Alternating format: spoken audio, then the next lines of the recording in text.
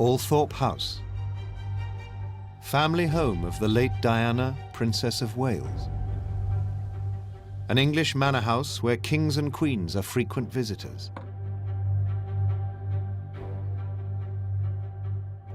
As once were the ancestors of US founding father and first president, George Washington. George Washington's family, before they left England, were connected with mine. The Washingtons were frequent visitors here socially. They were great friends of my family. For the first time, this most elegant of England's homes throws open its doors, allowing us to share the upstairs and the downstairs. Secrets of Althorp, the Spencers.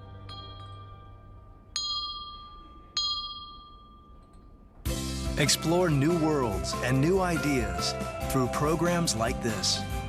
Made available for everyone through contributions to your PBS station from viewers like you. Thank you.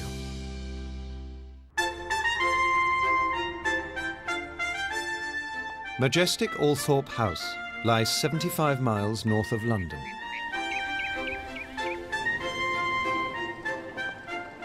Set in its own 14,500-acre estate, like having a garden the size of Manhattan.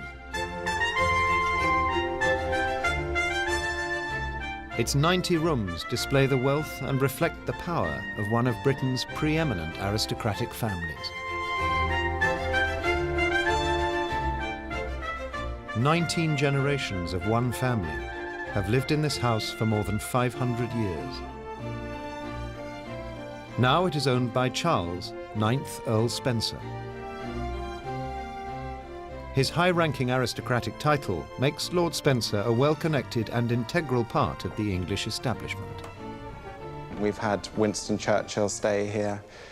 All the monarchs from England have passed through here at some point, even through to, I had President Mandela visit here 10 years ago as a guest. The Spencers' connections with royalty go back almost 1,000 years. They became even closer when the family was awarded the title of Earl by King George III in 1765. And in modern times, that link was further strengthened by marriage. Lady Diana Spencer married the heir to the British throne and became a royal princess. Marriage raised Diana Spencer to the title of Her Royal Highness Princess Diana and made her the most famous woman of her generation. She was led through a minefield today by a British team who are Champion of charities and the epitome of elegance and glamour. All a far cry from the shy young woman who once called Althorp her family home. Coming from Althorp, however, that shy young woman was the product of a long line of British nobility, as Althorp guide Diane Springett stresses to tourists visiting the house. I get lots of comments from different people saying, well, we didn't realise quite how important they were in English history, because obviously, as everyone knows, when Princess Diana first became engaged, they all called her the commoner, which of course she's not at all. She is an aristocrat and a proper lady. One of 4 children, Diana and her brother Charles first knew Althorp only as visitors. I remember when we were very young being quite a frightening place, you know, coming here in my grandfather's time, and he was a very old and distant and gruff man, and we were always on best behaviour, and it was always a little tense. In 1975, their father became 8th Earl Spencer, and the family moved into Althorp. I remember my sister Diana in the main entrance hall. She was very keen on tap dancing, and that's what she wanted to be when she was older, was a tap dancer. And so I can, you know, every time I go to that hall, I can remember the clacking of the tap dancing as she practiced. Diana spent happy, carefree years within the freedom of the house and its vast estate. What a wonderfully spoiling place to grow up when you've got all this beauty and privacy and safety for children. You know, a lot of our life centred around just the parkland. The Spencers have, through the centuries, fought for their king and country. Diana is vying to help her country for the rest of her life. She will be following in the tradition of her ancestors.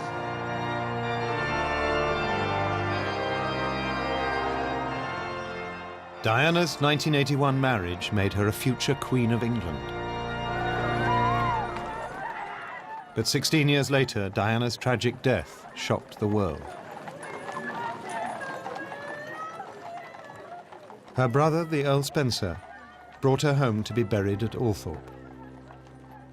She rests on a peaceful island in the middle of the Oval Lake, the spot marked by a simple monument.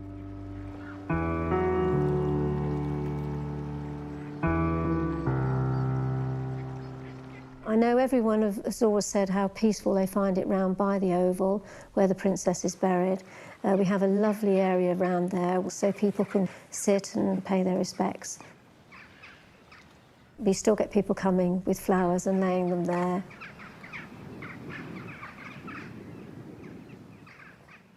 In Althorp's 18th century stable block, the Earl Spencer has created an exhibition celebrating his late sister's life.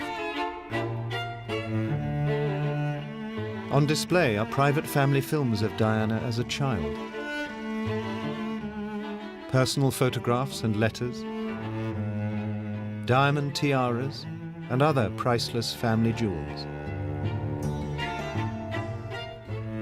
We have her wedding dress, of course, which is fantastic. And then also a selection of clothes that Diana wore from different aspects of her life. So lots of things to take people's interest. Though Althorp only opens to tourists for 2 months of the year, 1 million visitors have seen the Diana exhibition and raised more than $2 million for charity. Even before Diana's death, the Spencer family had followed a long-standing British tradition and passed the entire estate down to the eldest male heir. Come on then. Papa, come. Papa, come in. Come. That tradition ensures that many English manor houses and the treasures they contain survive intact without being divided up among many different children. So Althorp is now owned by Charles Spencer, a thoroughly modern earl. During the 80s and 90s, he was an on-air correspondent for NBC News. Today, he is an author and journalist, alongside his day job of running his Althorp estate.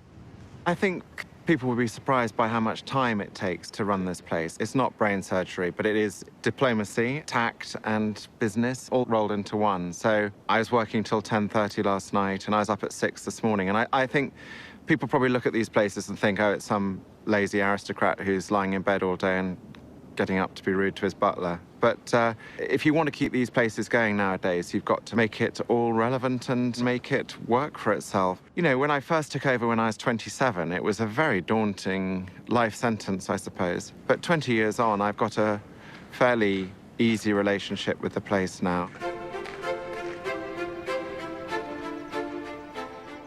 The Spencer family have lived here at Althorp since 1508. That's when the original house was built by Sir John Spencer. Within this 100,000 square foot mansion are 31 bedrooms and 88 fireplaces.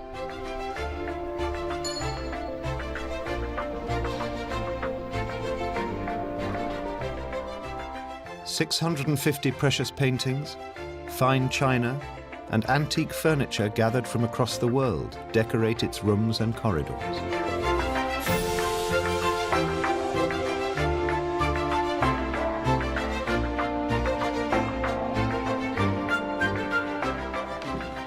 The responsibility of inheriting this unique and priceless slice of British tradition has made the Earl an expert on the house's long history. So this is the oldest room in the house, I suppose, in many ways. It's a sort of Tudor little shrine, really. This used to be the dining room in my grandfather's time. I remember coming here when we had family lunches with my grandfather and my father and me, and we'd sit and eat in here. My father and grandfather had, you know, sometimes quiet relationship, and I remember sitting here as a boy wondering when they were going to talk to each other. Lord Spencer's grandfather would host guided tours of the house, and the young Charles nervously followed in his footsteps. We had to be open to the public for a couple of months a year, so it was a perfect way of earning some pocket money, really. And that's when I learnt about this house. I was about 12 when I started, and it was quite nerve-wracking. And I remember giving an address to the group from the staircase and thinking, oh my goodness, but at least they won't know if I'm getting something wrong. Those early public appearances taught Charles the importance of Althorp's and his family's role in English history. But this is more than just a museum. Every room is a reminder of the Earl's ancestry, and every object a reminder of the collecting eccentricities of Spencer's gone before. So this is the library, obviously, but it's the last remaining library. There were 8 or 9 in the house. One of my ancestors was obsessed with books, and by the time of his death, he had 43,000 first editions, including 3 of Shakespeare's original folios and 57 of the first Bibles to be printed in English. It's a wonderful room. It's one I use a lot with my family and friends and guests. It's just got this wonderful feeling of being at ease with itself. The man on the right with the high collar, that's my great-grandfather, who's called Bobby Spencer, and he was the youngest member of Parliament in his day. The male ancestors I have, they've been very involved since the 16th century in political events. And they included, on the whole, quite liberal politicians. With progressive politics, the Spencers have been the Democrats of the aristocracy. The women, glamorous and independent. The men, ambitious statesmen. They were the Kennedys of their day.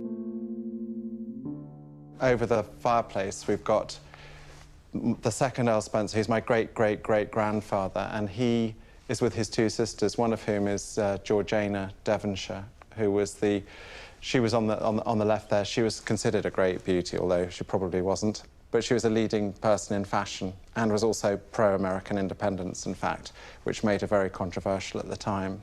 It's changed so many times, even in my lifetime, and this part of the library is now quite formal.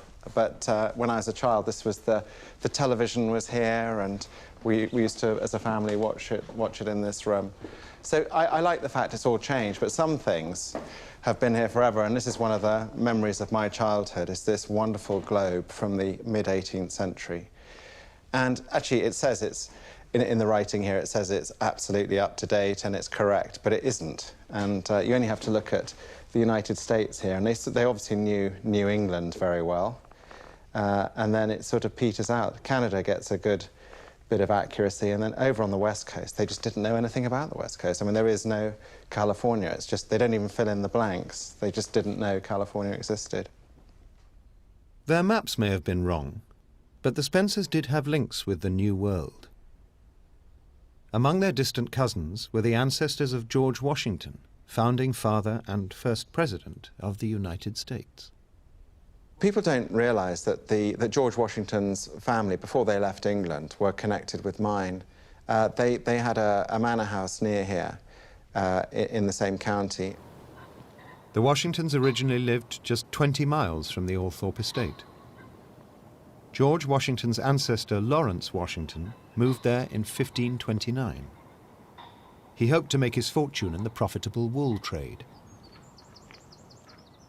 Simon Snow now cares for the old Washington family house, Sulgrave Manor.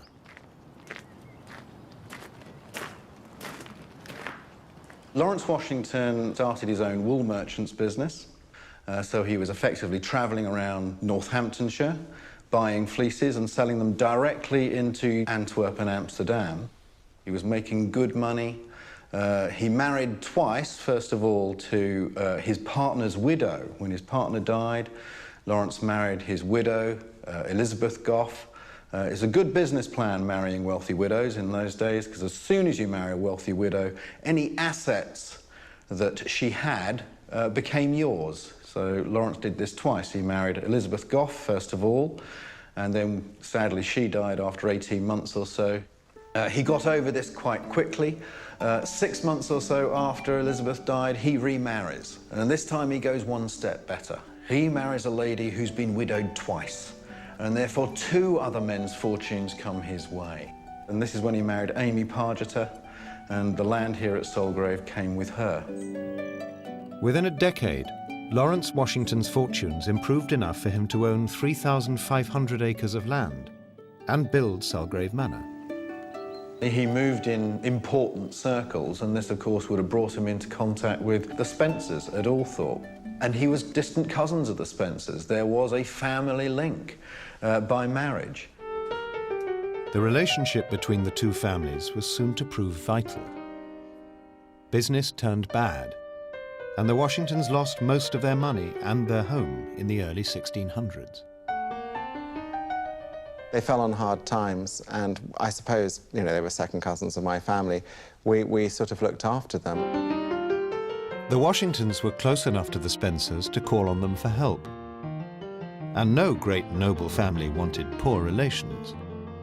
So the Spencers gave the Washingtons work and a cottage on their estate. If you look in the family records, you'll see young girls from the Washington family working in this house as nannies, really, to the Spencer family. The Spencer family archives hold a unique 1860 record of this kinship. We have a lovely book here which bears the relationship between the Spencers and the Washingtons. They were very close, and it actually states here the story of the Washingtons of Solgrave and Brinkton and the friendly relations which existed between them and their kind relatives and neighbours, the Spencers of Althorp. When George Washington's great-great-great-grandfather died in 1616, he was buried in a church on the Althorp estate. You can go up into the local village, and in the churchyard you'll see Washington tombs, and in the aisle of the church, if you lift up a wooden shield, underneath is the Washington Star, their coat of arms. The Washington tomb has a unique distinction. Carved onto the tombstone are 3 stars above 2 crossbands of silver. This heraldic design is the direct origin of the flag and seal of the city that bears the family name, Washington, D.C. Some historians believe it may also have influenced another flag, the Stars and Stripes. After the Washington family emigrated to the New World, their direct descendant, George Washington, immortalized the family name. His leadership during the War of Independence brought the British to their knees. On the 30th of April 1789, George Washington was sworn in as the first President of the United States of America. Is there anything in the family trait that George Washington may have inherited? Absolutely. We've got generations and generations of Washingtons going back to the late 12th century who achieved something, who did something, who made something of their lives. George may have done slightly better than most, one has to say.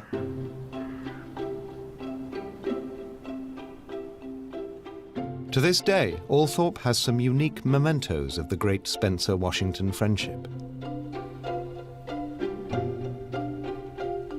One of the more interesting items we have in the house, which I find wonderfully historic, I suppose, is the Washington chest. And this is an oak chest that belonged to the Washington family when they occupied the house in the village that we let them use. If you open it up, inside there's a little affidavit, a sworn statement from the local priest saying that as far as anyone from the village can remember, all the way back, they're all certain this came from the Washington family. Althorp may be full of precious objects, but the human history of the house means far more to the present-day Earl. The story of this house is about people, and it's not so much about pieces of furniture and pieces of china. It's about the characters who changed things here or added to it or had disasters. All parts of the human story are just encapsulated for me in this one house and its park. I've met people who've worked for previous generations of my family, and they all have a fascinating connection to this place, and it just brings it alive from a different angle. So if you have an ear for a good story, it's such a privilege to live here because there's so much. This house has impacted on so many people's lives. Like all English manor houses, Althorp has always provided jobs for the local community. A century ago, the staff list was impressive. 65 domestic staff, 45 gardeners, and 40 grooms looking after 100 horses. Today, just 20 full-time staff still work here. Some descended from a long line of Althorp servants. Bridget Barford is the latest Althorp reincarnation of a family who have served the Earls since the mid-1800s. My great-grandmother, she was a cook. She had an illegitimate baby, but the lady Spencer, she thought a lot of her, and she kept her on, so, which in those days was most unusual, because once you disgraced yourself, that was it, you know. But no, she kept Elizabeth on. Althorp records show that 5 generations of Bridget's family have worked here. Her aunt cooked for the 7th Earl, and it wasn't always the most harmonious of arrangements. My Auntie Phyllis was down here 15 years, and she cooked for the Lord and Lady. I remember my grandfather very well, and there was an old lady who helped with the cooking who had been here almost as long as him, and she was a real character, and they used to have almost, ridiculous fights about things. Her and the late Earl, I think they had quite a few words with each other, and Auntie Phyllis would say, well, that's it, I'm off. And she would always resign before Christmas because she never wanted to work Christmas, and then would come back in the new year. But that was part of the rhythm of life here. Everyone knew Phyllis the cook was going to resign on Christmas Eve.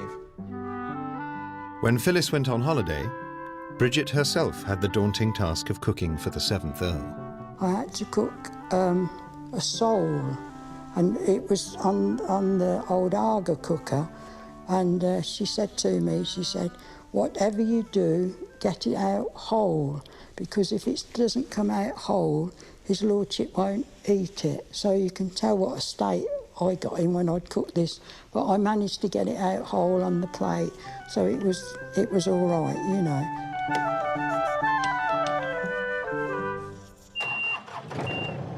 Some Althorp staff have family ties stretching back even beyond the history of cooking the Earl's fish dinners. One gardener's ancestor worked here 500 years ago. One of the Leesons who lived in Great Brinkton, who was a carpenter, he was asked to source wood for the main staircase in Althorp, and he actually helped build the staircase, which has made my working here seem that much better, because I've got links to the place, actual structural links to the place. The life of the great house and the lives of those who work here are intertwined through centuries of English history. Major historical events, such as the First World War, all leave their mark on the Althorp estate. In the garden here, we've got plaques that the 6th Earl had put in after the war, because these were gardeners who had worked at Althorp, and these all volunteered to go to war, but they didn't come back, so he wanted to commemorate them by putting plaques on the wall. One plaque in particular means a lot to Chris. Further down, we've got Joseph Durham. Well, Joseph Durham is quite important to myself because my grandfather, as a child, played with Joseph Durham, and he was his best pal. The family of Joseph still come to look for this plaque every year, and they talk to us every time they come, and it's nice because I feel I know them.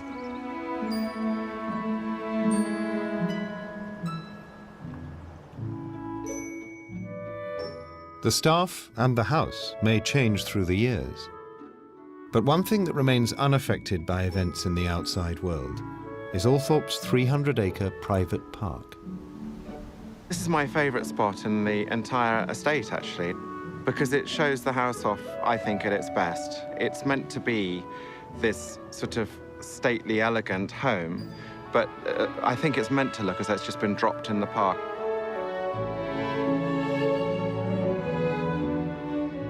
You've got this avenue of oaks leading up to it, and then the deer park behind with the oaks in the background. You can't really get a more English-looking scene than this. There have been so many times where the house has changed.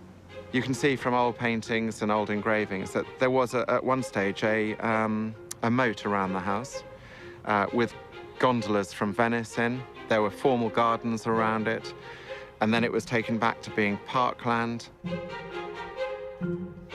One of my ancestors believed he was living in a sort of farm setting, so there were cattle coming up to the windows, and a boy from the village was employed with a stick to keep them away from licking the paintwork. So he was living in this bizarre world where he thought he was a sort of country yeoman, I suppose.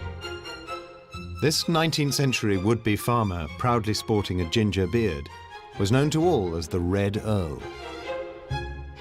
He wasn't the only keen farmer in the family. One of the drawing rooms is decorated in homage to Honest Jack, the third Earl, a man who was never happier than when showing off his collection of prize bulls.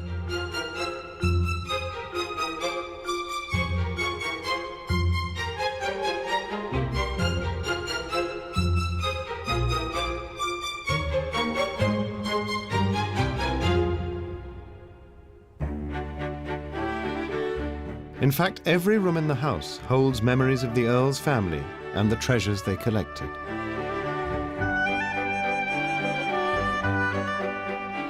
Marie Antoinette's chocolate tea service sits in the china cupboard, alongside priceless Meissen and Sèvres porcelain.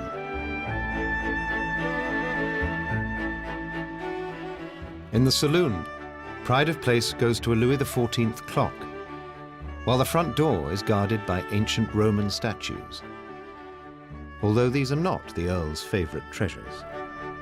Out of all the objects in the house, I've always had an affinity with the paintings. You know, you look into these people's eyes and they're looking out at you as if they're still there, right? They're so much more powerful than a photograph.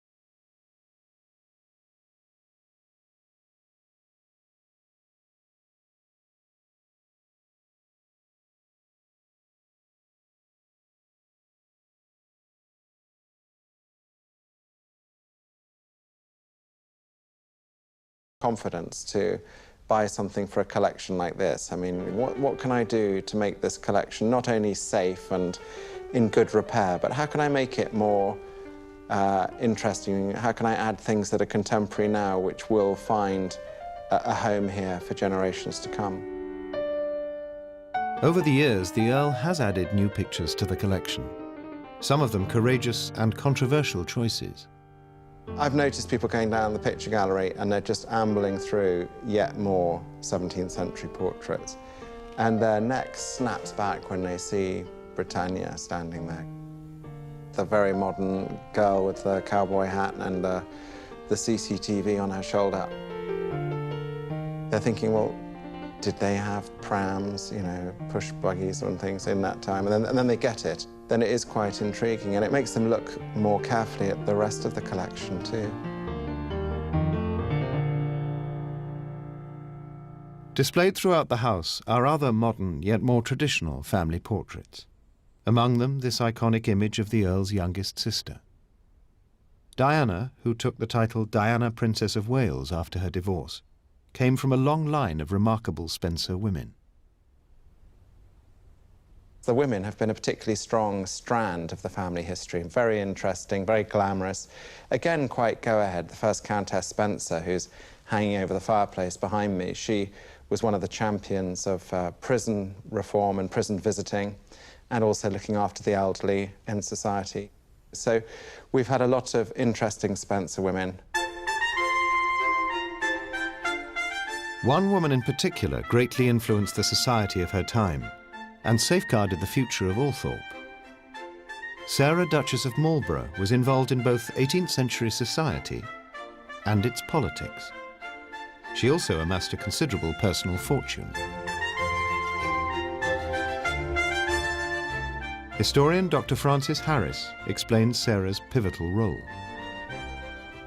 Over here is a wonderful portrait of Sarah in her prime. At her waist is the gold key of office as Queen Anne's Groom of the Stole, which was the most senior court appointment, the one which gave you constant access to the monarch and was the mark of the great favourite, which she was, Queen Anne. Anyone in such intimate contact with the English Queen benefited immeasurably from her privileged access. She was this fantastically wealthy woman. In the early 18th century, she lent money to the Bank of England. She owned 27 landed estates of her own, and she left all of her wealth, including silver, paintings, etc., to her favourite grandchild, who happened to be John Spencer. Sarah's favourite daughter, Anne, had married into the Spencer family, thus bringing the Duchess's great influence to Althorp. Even though the Spencers were such an important family, by that stage, by the time of the marriage in the year 1700, their fortunes had become rather depleted for various reasons. And this is where Sarah came in, because there she was, royal favourite, in receipt of this considerable income from the crown, with great business acumen, and she was going to use this to endow the Spencer family and, in a sense, give them a new lease of life so they could go on into the 18th century and fulfil this potential which you've seen in them. Sadly, Sarah's daughter died young, leaving 5 Spencer grandchildren for the Duchess to raise.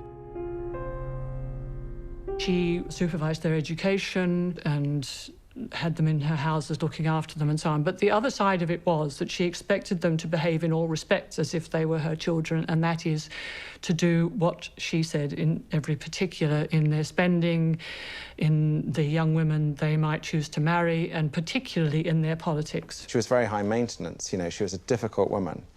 And she just decided that she didn't like people, and she fell out with everyone, and she never forgave. So she was certainly somebody who you wanted to either avoid or agree with. I don't think you wanted to take her on.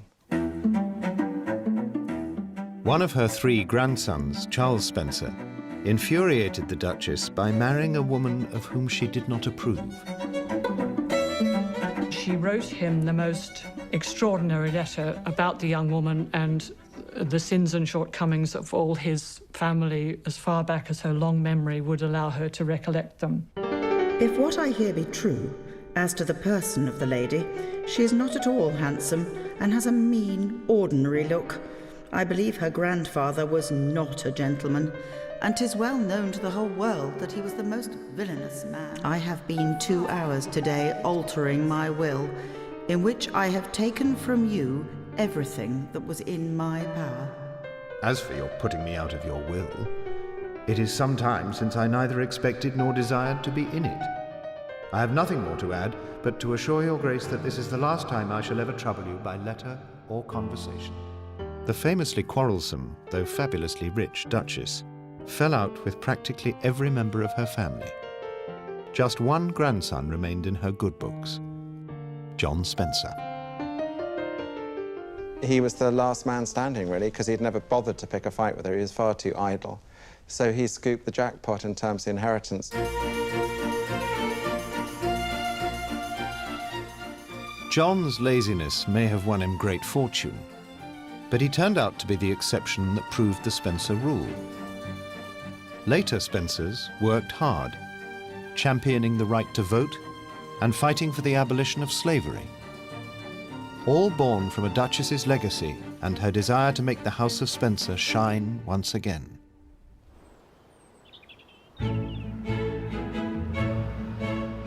Today's hard-working Earl devotes much of his time to farming his estate, little changed since Tudor times. The Earl's right-hand man on the property is head gamekeeper A.D. Greenough.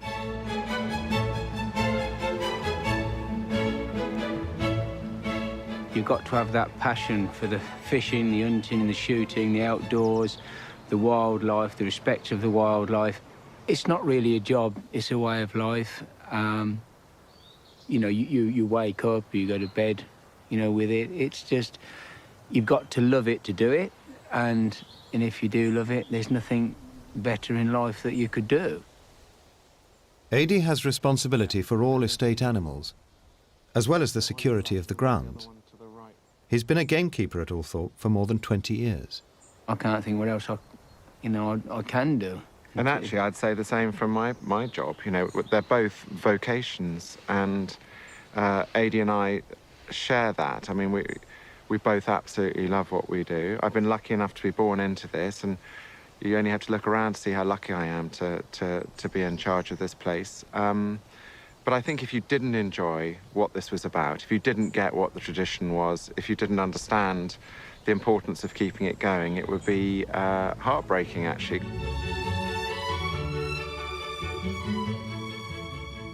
One wildlife tradition that has survived through the years is Althorp's rare herd of black deer.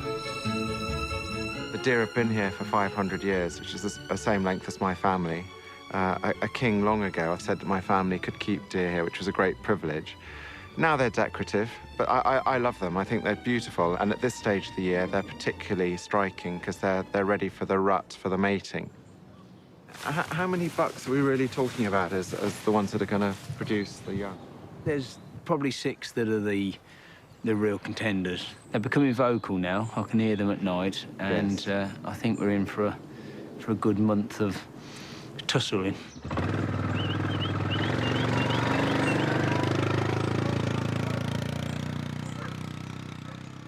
Though the black deer still demand his attention, gamekeeping is less important here now than in years gone by. In Althorp's heyday at the turn of the 20th century, Ady would have commanded a staff of some 20 men. Now that number has been reduced to just 2, though they swapped horses and carts for tractors and quad bikes. I think the gamekeeper, his presence was a lot greater and had a lot more clout than me 100 years ago. He would walk around on a Sunday in a bowler hat with a gold chain, and he was a very important man. Nowadays, I don't think I have any of that status at all. Just get on with the work, fit in with the rest of the workers. But years ago, he was a very important man. And also, with just local people, if they were to take a rabbit or a hare, and he was to catch them, you know, not too long ago, people could still be thrown out of their cottages or sent to Australia for doing such a thing. So he was a man that you would not wanted to have crossed. The Earl would have been highly protective of his property and game. Hunting was the biggest social pastime on country estates such as Althorp. Fox hunting was a real passion of a lot of the landed gentry, and it was quite important to make sure that there was a healthy supply of foxes. Maintaining a position in society was vital to landed gentry such as the Spencers. Their home was designed to bolster their standing within the hunting, shooting and fishing aristocratic community. The paintings all depict the Spencers out with horses and hounds. And deep in the house lies a now elegant room that once would have rung to the clatter of horses' hooves.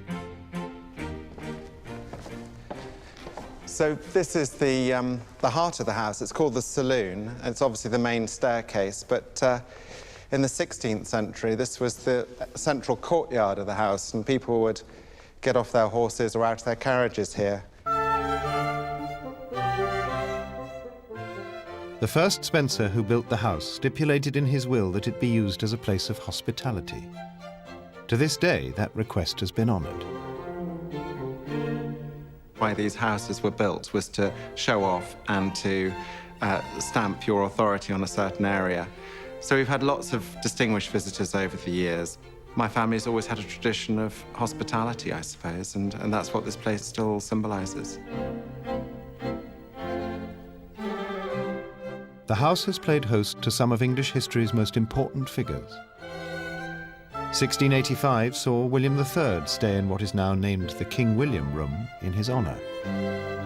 King Charles I was a regular visitor. And even the current monarch, Queen Elizabeth II, and her husband, the Duke of Edinburgh, have been guests. Another person who was very well known stayed in this room, and that was Winston Spencer Churchill. And he came here during the time of the 7th Earl Spencer to write a history on the connection between the Spencer family and the Churchill family. And he actually slept in this bed. And a very amusing tale was when he was in the muniments room, which is a sort of a room where they keep very special documents and such like. And he was there writing his history and going through various paperwork when who should come in but the 7th Earl Spencer. And of course, Winston, being Winston, was smoking his cigar. He couldn't have chosen a worse place to smoke, for the room contained the Earl's most precious family documents. The 7th Earl strode in and was really quite amazed at the fact that how dare he smoke in his muniments room, and he went straight up to Winston, took the cigar out and stubbed it out. Can't imagine what Winston must have thought, but it would have been nice to have seen his face. Though steeped in fine art, these rooms are still used as ordinary bedrooms. It's always been a home, and to me it's very important that it remains that for as long as possible. I think that's what it's about. I think if I was just running this as a museum, everything would be covered in protective cloth or whatever, and the carpets would have rather dull things on top of them to protect them too. But I take the view that when my family built this, they weren't thinking of it as a museum, they were thinking of it as a place to enjoy. So I got married on this spot last June with the local choir, the Spencer Choir, all around the top, and the guests down below, and it was really magnificent to use this beautiful hall for something so personal, really. The Earl married the Canadian philanthropist Karen Gordon. His wife now takes the title Countess Spencer. The house has in fact been the setting for several great Spencer romances. And Charles isn't the only Earl to have married at Althorp. Back in 1755, the first Earl Spencer secretly wed in the oak bedroom. John Spencer had fallen in love with a girl called Georgiana Poyntz.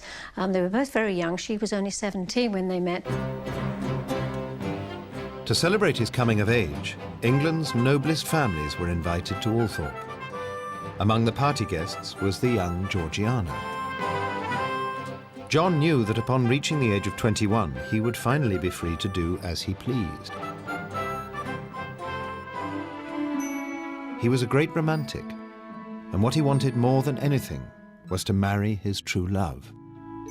On the actual day of his birthday, John whispered to Georgiana, "Come, come, I have a special license, let's get married." John and his sweetheart slipped away from the party. His tutor, a clergyman, had agreed to perform the ceremony. John wanted an intimate wedding, and the special license allowed the couple to marry on the spot. Determined to keep the moment private, John and Georgiana told nobody about the wedding for weeks.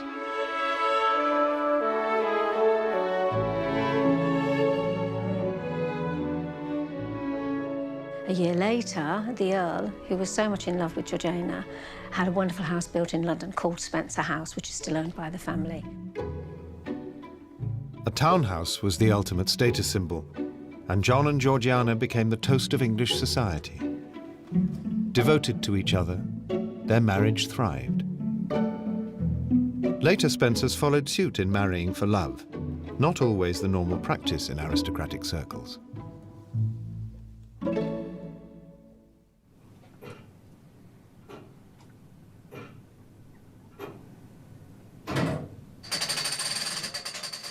There is a timeless sense of romance about an English mansion estate such as Althorp. And Althorp has its own unique romantic tradition, dating back to the year 1568, when Sir John Spencer started planting memorial oak trees within the grounds. Stone plaques immortalize the reason for each tree's existence. I think we've got about 14 or 15 planting stones around the estate. They're a very unusual feature, I think, saying who planted the particular cover of trees and why they did it. And it's usually to commemorate something very important. In 1998, the Earl himself planted a whole avenue of 36 oak trees at Althorp. As the planting stone records, the trees are a commemoration of his youngest sister, Diana, Princess of Wales. 1 tree for each year of her life. Althorp's oaks are a living history book of its connections to royalty. The current Queen, her husband and their children have all visited and planted trees. But one oak, planted by the Queen's grandmother, Queen Mary, has a special, poignant significance. In 1913, King George V and Queen Mary came here. And it was that year before the First World War when everything was about to change, but of course nobody knew how drastically. And it was seen as the last summer of Edwardian England, you know, the time before millions of people were killed in the war. The King and Queen arrived at Althorp in grand style and enjoyed lavish entertainment, shooting parties, and the grandest of dinners. There were military manoeuvres in the park. My grandfather had his 21st birthday here with all the local people coming to celebrate. And it was a sort of last hurrah for this family of the old life, really. Everything changed with the First World War 100 years ago. Althorp would never be the same again. Gone were the armies of servants and the grand parties. The hardship of the post-war economy and the depression of the 30s left the house as a shadow of its former self. By the 1940s, even the vast inherited wealth of many English aristocratic families was drying up. Across the country, many stately homes were being demolished every year. Charles's grandfather, the 7th Earl Spencer, was struggling to keep Althorp's finances afloat. After the Second World War, the roof was not in a good condition. My grandfather at the time was thinking, did he need this millstone round his neck? And he looked at possibly giving it to a heritage body, but they came and had one look at it. It was a rainy day and there was water coming through the ceiling and they said, no, you can keep it. Unable even to give Althorp away, the Earl's grandfather, Albert, set about preserving what he could of its ancient heritage. Personally cataloguing every item on the property earned him the nickname the Curator Earl. He sort of buckled down and he spent his leisure time looking after things here. You know, he would spend his evenings polishing silver and china, and he lived here with really a tiny skeleton staff. So it was very fortunate for this house and for my family that in a time of real austerity, he was the one in charge because he kept it all going. Thanks to Albert, Althorp is now one of a few English manor houses that remain with their original family. Although even the Curator Earl could never properly fix that roof. About 25 years ago, the plumber who had worked here for a very, very long time went to my father and said the roof's had it. And my father apparently smiled and said, I think I'll leave that one to Charles. Upon inheriting his title and the house, it was finally Charles Spencer's turn to preserve his family heritage. The house has changed dramatically, as you'd expect for a house that's been around for at least 500 years. But if you look at it now, you're seeing a house almost frozen in time from about 1800. The grey exterior is actually just a facade. Underneath hides a red brick Tudor mansion, the original Althorp. We have a painting which shows it as a very fine and elegant place. But unfortunately, red brick went out of fashion in the late 1780s. And there was a man who decreed matters of good taste for the English aristocracy called Capability Brown. And he said that you mustn't have a house with red brick because it would set the whole valley into a fever. So he sent his son-in-law here, and my great-great-great-grandfather spent £50,000 then on having it all covered up with these, what you see now. What you see now is an illusion. Designed to look like grey brick, the exterior is made up of 106,000 thin clay tiles, called mathematical tiles. But centuries of wet English weather wreaked havoc with this outer shell. Jan Bjauek, Althorp building manager, explains the fragility of the facade. Originally, the mathematical tiles were fixed on quite a thick lime mortar bed, and then iron nails would have been fixed through the holes that are in there, and the nails went through the lime mortar and into the red brick. The problem with the nails, that they are iron nails and they rust, and there's no secure fixing to the tiles, so the tiles are gradually sort of becoming loose and moving away. The Earl embarked on a massive renovation project. A new lead roof and secure fixings for every tile on the walls. One or two people have asked, well, why didn't you restore it back to its original red brick? Physically, it couldn't be done because the red brick was damaged behind. And there was another problem. Althorp's historical importance means that the house is protected by England's strict national heritage rules and regulations. The Earl would not have been allowed to strip the unique facade away from the building. So this is when we devised the system of repair, where the original tiles were just left in situ and they were drilled and secured with these stainless steel pins. And it stops any further movement taking place. During my 20 years here, I've replumbed it, I've reheated it, electrical wiring, everything. I mean, I don't know what the final figures were, but it's probably about $8 or $9 million. The exterior, hopefully, will stay in good shape for another 300-400 years, because we've done it really, I hope, quite well. Althorp has withstood the test of time. It has survived through war, tangled love affairs and family misfortunes, to prosper once again. The owners of the land are just looking after it for the next generation. And I suppose the easy option is for them to sell. It's very good that they're keeping it going, and we've got these parcels of England on these big known stately homes that have stayed the same for hundreds of years. Today, Althorp still sits nestled in the heart of the English countryside, a living reminder of a long tradition of manor house homes. Uniquely marked by family tragedy, a small part of the estate now commemorates the life of Diana, Princess of Wales. A fitting memorial to the continuing passing of the generations of the Spencer family, who have long cared for this wealth of English history and heritage. At the end of the day, I'm very realistic about my place in the chain, as it were, and it's as somebody who's taken this on and hopefully done their best with it so far, and I hope I'll continue to. But I am just going to be passing it on to somebody else, probably my eldest son, and I hope he'll make a hand of it himself. But at the end of the day, I'm just a caretaker, and it's just passing through the generations for as long as that's a viable option. Turn to PBS for stories that define the American experience. All of this stuff was just erupting. Revealing our strengths. You create a new future.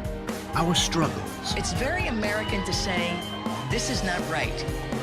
These are our stories. We were so innocent, and oddly enough, we were so American. Our American experience, only on PBS. Next time on Secrets of Chatsworth.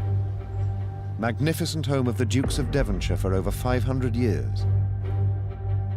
A majestic country house, still in aristocratic hands. Yes, it is home. It's where, since I was 13, I've always thought of as home. The most infamous celebrity of her day, one duchess nearly bankrupted the family. Georgiana could gamble $60,000 in one night. She was in such debt that she herself didn't know how much money she owed. The wealth and grandeur of Chatsworth attracted opportunists and backstabbers. Lady Elizabeth Foster was the quintessential snake in the grass. Her real ambition was to get the Duke for herself. The 20th century brought more tales of intrigue and scandal, when old and new worlds collided. It would have been a stain on both the Devonshires and also the Kennedys. Notoriety and common blood tainted the family's aristocratic lineage. They didn't want an actress to marry into the English aristocracy. While an illicit love affair and illegitimate child brought heartache and tragedy to a lonely duchess. She is going to die. She will not see her son again. Tales of despair and destruction haunt these opulent surroundings. Uncover intrigue and scandal in Secrets of Chatsworth.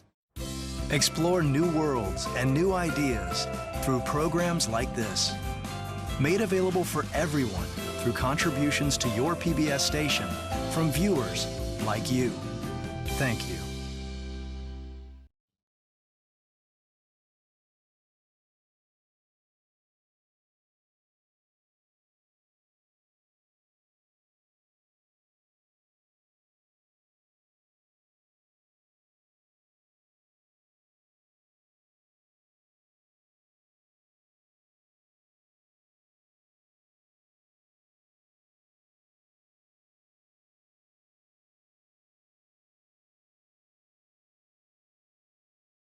To learn more about this program, visit pbs.org.